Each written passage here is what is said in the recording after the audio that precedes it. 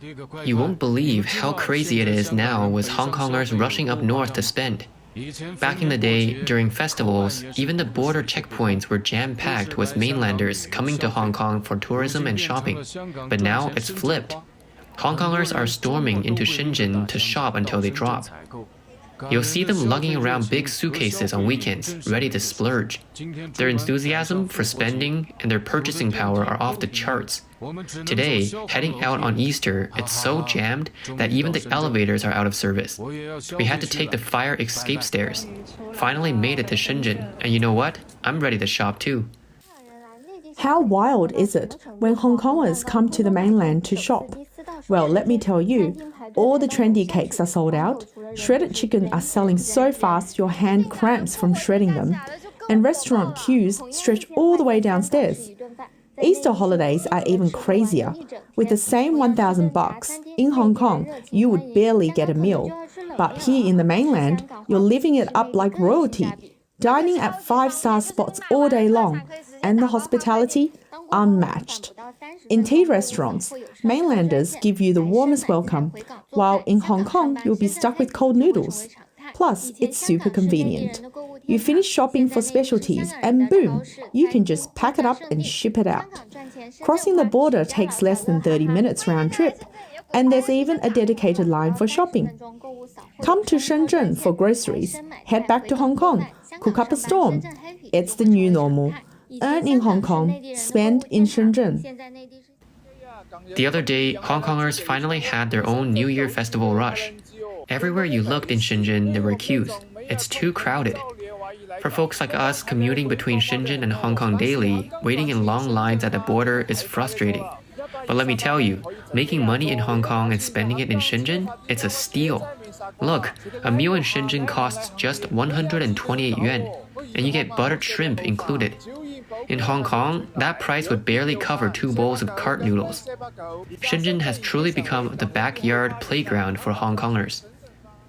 According to data from the Hong Kong Immigration Department, during the Easter holiday period from March 29th to 9 p.m. on April 1st, the number of times Hong Kong residents exited the city reached over 2.27 million, while only 498,000 inbound trips were recorded.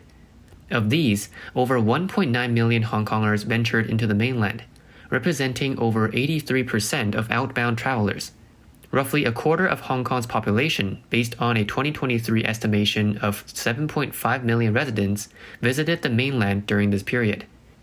As reported by Hong Kong media, on the first day of the Easter holiday, the Luohu port was already overwhelmed by Hong Kongers, resulting in queues lasting over an hour, forcing many Hong Kongers to turn back home due to the excessive wait times. The situation was even more severe at the Shenzhen Bay port, where queues extended onto the Shenzhen Bay Bridge, with wait times exceeding 1 hour. Shenzhen's consumption this year heavily relied on Hong Kongers.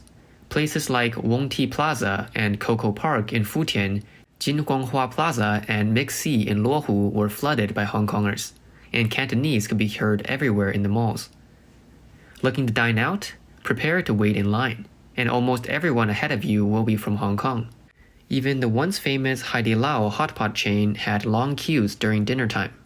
It's said that Hong Kongers typically come to Shenzhen with their families for a weekend of fun, then head to Sam's Club and Hema for a big shopping spree, saving hundreds or even thousands of dollars. They save on dining, entertainment, and transportation expenses. During interviews conducted by a television station with Hong Kongers traveling north during the Easter holiday, some respondents expressed their intention to extend their stay beyond the border area for 2 or 3 days of leisure, while others saw Shenzhen as a transit point before traveling to other provinces and cities. Why has Shenzhen been able to retain Hong Kongers overnight? This has become a focus of discussions since the beginning of this year. What was once a day trip has now turned into multi-day excursions. Some analysts point out that with 1,000 yuan, one can stay in a 5-star hotel in Shenzhen, making it incomparable in terms of travel value for Hong Kongers, who now see traveling to Shenzhen for consumption as a very cost-effective option. In fact, mainland prices have always been much cheaper than those in Hong Kong. So why weren't there as many Hong Kongers traveling north for consumption before? Some say that Hong Kongers are now downgrading their consumption, indicating that more and more Hong Kongers are experiencing declining or unstable incomes. In the past, Hong Kongers were not willing to spend the time and effort to shop in Shenzhen. Today, this phenomenon can only mean that the Hong Kong economy is truly not as robust as it once was. Since February 2023, when China and Hong Kong resumed full customs clearance, it has become a trend for Hong Kongers to travel to Shenzhen for consumption during holidays. This influx of shoppers from the north has also impacted local businesses in Hong Kong, leaving many merchants deeply concerned. The situation in Hong Kong in 2024 is seriously deserted. I mean, I hopped on the Airport Express and practically had the whole carriage to myself. Walking around Central during lunchtime feels like a ghost town, hardly anyone in sight. And even with the Basel exhibition happening, it's not exactly drawing in the crowds. South China Morning Post reported that a chain restaurant operator stated that their performance dropped by 30% compared to last year over the 3 days before Easter. Another operator mentioned that business was so slow that they decided to close on the third day of the holiday. Ben Young-Chi Kung, owner of Sakanaichi Hot Pot in Tsun Sha Tsui, said, "On Saturday, March 30th, we only served 3 tables of customers, and the day before was even worse, with only 2 tables. My staff spent the whole evening just looking at each other." He expressed disappointment, especially since he extended lunch hours, and his hot pot restaurant has 25 tables. He remarked, "It's really miserable. I decided not to open on Sunday, March 31st. Otherwise, it would just waste water and electricity. My 8 staff members would also feel discouraged because of the lack of customers, so I'd rather give them an extra day off." An operator with 30 chain restaurants said that the company's performance dropped by 30% compared to last year over the 3 days before the holiday, with restaurants in the North District and the New Territories being hit the hardest. Restaurants in Kowloon fared slightly better, with a single-digit growth, but still couldn't make up for the losses in other areas. Despite this, landlords continue to raise rents. Mr. Lu, who runs a barbecue shop, lamented, "Hong Kongers are swarming into Shenzhen to shop, especially during the holidays, and the streets of Hong Kong are deserted, with businesses plummeting. Barbecue pork prices in Shenzhen are only 40 to 50 yuan per catty, which is already half the price in Hong Kong. If you go a bit further to nearby urban villages, it's as cheap as 20 yuan per catty. Faced with nearly 5 times the price difference, Hong Kong simply can't compete with Shenzhen. If it weren't for a group of loyal customers, we would have closed down long ago." They pointed out that the trend of Hong Kongers traveling north for consumption directly led to the stagnation of the Hong Kong market, with business turnover worse than during the pandemic period, which is undoubtedly a heavy blow to them. In the voices of the merchants, there are concerns about the future, and some even hope that the government can implement an exit tax to reduce the trend of Hong Kongers traveling north for consumption. Hong Kong's various industries have fallen into a slump, with an online group called the Hong Kong Shop Closure Concern Group emerging, which has attracted more than 210,000 netizens. Coupled with a large number of Hong Kong people choosing to travel north during the Easter and Qingming festival holidays, the local operating environment has become a topic of concern for netizens in recent days. A post-90s business owner on the popular Chinese Instagram Xiaohongshu said that it's hard to do business in street markets, and she's ready to close her shop at 5 p.m. because there are no customers. Even large fish stalls can't sustain themselves and are closing one after another. She cried, "Only I know the bitterness." Simon Wong Kah-wo, president of the Hong Kong Federation of Restaurants and Related Trades, said in an interview on April 1st that during this Easter holiday, business in the restaurant industry fell by more than 30% compared to the same period last year. This has especially hit high-end restaurants hard. He also said that in the past months, 200 to 300 restaurants in Hong Kong have closed down. This trend of Hong Kong people consuming in the Greater Bay Area will shake the confidence of merchants. Sam Yip, previous district councillor of the Shek Tong Tsui, said that in the Central and Western District, many middle-class families used to consume, and this year's market conditions are equally bleak. The current situation is related to changes in the political environment of Hong Kong. Since the implementation of the national security law, a large number of middle-class people have immigrated. And while the social consumption capacity has decreased, multi-level national security laws have also hit business freedom and merchant confidence. Radio Free Asia reported that after the Hong Kong epidemic, northbound consumption and rising rents have caused a wave of store closures in various industries, with catering and retail being hit the hardest. A business owner surnamed Joe, who has been operating a themed restaurant in Mong Kok for 10 years, said, "Now there are many shops on Nathan Road that can't be rented out, as if back to the bleak scene during the epidemic." After the end of the COVID-19 pandemic, whether in China or Hong Kong, the economic situation has not only failed to recover and prosper, but has continued to decline. Since the implementation of the national security law in 2020, Hong Kong's economy has worsened, leading to a significant wave of immigration. As of December 2022, Dr. Lung Kai-chi, an adjunct lecturer at the School of Journalism and Communication at the Chinese University of Hong Kong, revealed that over 400,000 Hong Kong residents have emigrated via Hong Kong International Airport from July 2020 to December 2022. In November 2023, the UK Home Office reported that since the opening of the BNO 5+1 UK immigration scheme in 2021, 166,022 people had settled in the UK. Amid the immigration wave, Hong Kong lost 400,000 labor force members, half of whom were middle to high-end talents. With a decline in the young labor force population, Hong Kong's economy is trapped in a vicious cycle. Mark Lee, a Hong Kong citizen, said to the New York Times on March 20th that the more his city looked and felt like the mainland, the more tempted he was to emigrate overseas.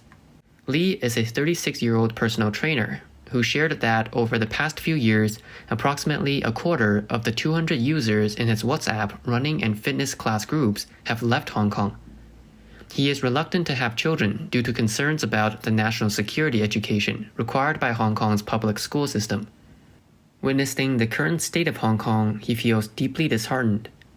In recent years, Hong Kong has faced significant challenges in its economy. Pillar industries such as transportation, logistics, tourism, aviation, catering, and retail have all suffered severe blows, resulting in an overall downward trend in the economy, a fact that many cannot deny. In shopping malls across Hong Kong, storefronts are increasingly vacant. Even in Causeway Bay's Sugar Street, commercial spaces are being leased for up to 80,000 Hong Kong dollars, a previously unthinkable scenario. During Xi Jinping's tenure, Hong Kong has undergone tremendous changes, with some even describing it as rotten. The former glory of being an international financial center is now a thing of the past. Recent reports of Hong Kong container terminals clearing out have also garnered attention. Hong Kong was once a renowned international transshipment hub, with shipping being one of its foundational industries. However, in recent years, the container throughput at Hong Kong ports has continued to decline, with overall business volume shrinking significantly. Hong Kong's container terminal ranking in the world dropped to 9th place in 2022, the lowest point since 2005. Over the past 20 years, it has been extremely rare to see Terminal 2 completely empty. Recently, sporadic containers, compared to the peak period when they were stacked 5 or 6 layers high, shows a world of difference. Across the water at Terminal 9 North, it has been emptier for nearly 2 years. While Hong Kong's financial industry may not necessarily support the grassroots population, the shipping and logistics sectors are where many grassroots people's livelihoods lie. And just like the financial industry, the shipping industry is highly sensitive to changes in system and political climate. In light of the political situation in Hong Kong, both the national political and business sectors are re-evaluating Hong Kong's economic status. A recent analysis by Sea Intelligence, a Danish logistics data analysis company, pointed out that major shipping companies are transferring cargo from Hong Kong to other newer and larger ports in order to improve on-time delivery rates, effectively removing Hong Kong from the transshipment port list. Tom Derry, CEO of the Institute for Supply Management, believes that one of the core reasons for Hong Kong losing its transshipment port status is the fundamental change in its international political status. As Hong Kong is no longer autonomous and has lost its special status granted by the United States and other countries. Some argue that with the enactment of Article 23 of the Basic Law of Hong Kong and the National Security Law, Hong Kong has become similar to other Chinese cities, rendering its port of little value. Hong Kong was promised a certain degree of autonomy from Beijing and enjoy freedoms not found on the mainland. However, after months of massive anti-government protests in 2019, Beijing fully implemented the National Security Law in Hong Kong in 2020, using it to crack down heavily on pro-democracy activists. In March 2024, the Hong Kong Legislative Council swiftly passed legislation on Article 23 of the Basic Law of Hong Kong, targeting political crimes such as treason and rebellion, with severe penalties including life imprisonment, and expanded the scope of criminal activities. This legislation represents another major erosion of freedom in Hong Kong. Former Governor of Hong Kong Chris Patten remarked that this is another large nail in the coffin of Hong Kong's human rights and rule of law. Current affairs commentator Cheng Xiang, familiar with Sino-Hong Kong relations, stated to the media that the inability witnessed in Hong Kong over the past decade is closely related to the three major blows to the one country, two systems policy during Xi Jinping's era. The White Paper on One Country, Two Systems, issued by the State Council of China in 2014, and the 831 decision passed by the Standing Committee of the National People's Congress had the most significant and pronounced impact on Hong Kong. The subsequent promulgation of the Hong Kong National Security Law in 2020 completely nullified all political commitments made to Hong Kong under the Basic Law. The amendment of the Fugitive Offenders Ordinance was Xi Jinping's final blow to demolish one country, two systems. In early April, Radio Free Asia aired consecutive interviews with former chief economist and Asia chairman of Morgan Stanley, Stephen Roach, sharing his views on the political and economic situation in China and Hong Kong. This staunch China optimist has been invited to attend the China Development Forum for 24 consecutive years since 2001. Roach revealed that in late March, he attended the China Development Forum at Diaoyutai State Guesthouse, but Beijing prohibited him from publicly discussing Hong Kong-related issues. During the forum, 8 representatives from Hong Kong academia and the business community did not truthfully reflect Hong Kong's situation. Roach mentioned that he wrote several articles, including one titled, "It Pains Me to Say Hong Kong is Over," published in the Financial Times in February this year, expressing serious concerns about Hong Kong's future. This touched on some sensitive issues for Beijing. They requested that he refrain from discussing this issue at the China Development Forum. In the article, he pointed out that Hong Kong lacks vitality and cannot overcome the increasingly tight political control by Beijing, geopolitical tensions with the United States, and the long-term decline in China's economic growth. Roach wrote, "China was just beginning to stir, and Hong Kong was perfectly positioned as the major beneficiary of what turned into the world's greatest development miracle. It all worked out brilliantly, for longer than anyone expected, and now it's over." Pro-Beijing Hong Kong businessman, chairman of the Hang Lung Group and Hang Lung Properties, Ronnie Chen, publicly criticized China.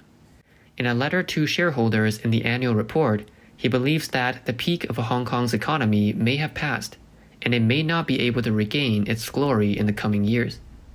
In the current environment, the goal of any company should be to survive rather than to vigorously expand. With numerous known and unknown risks, companies should not rush to expand. Let's see what the world will be like in the next few years. Passing up an opportunity is always better than losing the entire business, which is why Hang Lung has remained cautious for the past few years.